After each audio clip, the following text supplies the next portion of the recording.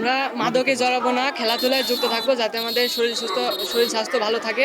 আমরা খেলাধুলার মাধ্যমে বড় কোনো পর্যায়ে যেতে চাই। 3 বছর পরে আমাদের নতুন করে স্পোর্ট চালু হয়েছে, এরকম যদি পরের বার হতেই থাকে তাহলে আমরা একটা ভালো কিছু করার সুযোগ পাবো। এই খেলাটা যে মাননীয় প্রধানমন্ত্রী অনুষ্ঠিত করেছে, তাকে অনেক অসংখ্য ধন্যবাদ জানাই। খেলাধুলা আমাদেরকে মাদক থেকে দূরে রাখছে এবং খেলায় আমরা অনেক দূর এগিয়ে গেছি।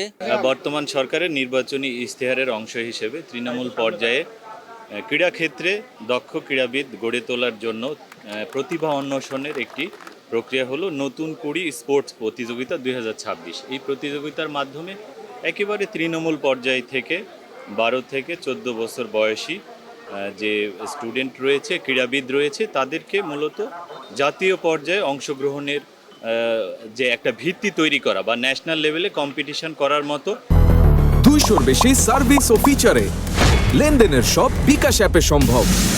খেলোয়াড় তৈরি করার একটা প্ল্যাটফর্ম মনে করি এই নতুন কুড়ি স্পোর্টস। বিভিন্ন ইন্টারন্যাশনাল লেভেলে কম্পিটিশন করার মতো খেলোয়াড় অনেক সময় পাওয়া যায় না। সেক্ষেত্রে একেবারে তৃণমূল পর্যায় থেকে যদি আমরা এই খেলোয়াড়দের বাছাই করতে পারি তাহলে আমার মনে হয় যে ন্যাশনাল লেভেলে খেলোয়াড়ের স্বল্পতা হবে না। বিশেষ করে ফুটবল, ক্রিকেট, ভলিবল এই ক্ষেত্রে আমাদের খেলোয়াড়ের একটা পাইপলাইন তৈরি হবে। ছড়িয়ে ছিটিয়ে আছে বিভিন্ন প্রতিভা মেধা।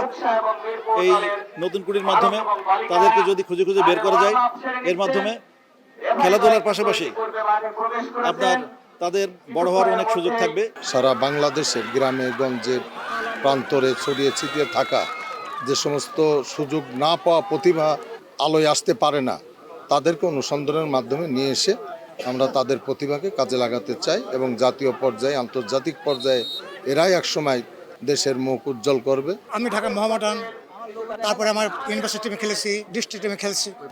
তখন একটা জোশ ছিল, কিন্তু আওয়ামী লীগ সরকার ক্ষমতা আসার পরে সব দলীয়করণ করে শেষ হয়ে গেছে। এখন থেকে আমাদের প্রিয় প্রধানমন্ত্রী জনাব তারেক রহমান খেলাধুলাকে উন্নত করার জন্য তিনি এটাকে সব বাংলাদেশে সরিয়ে দিচ্ছে।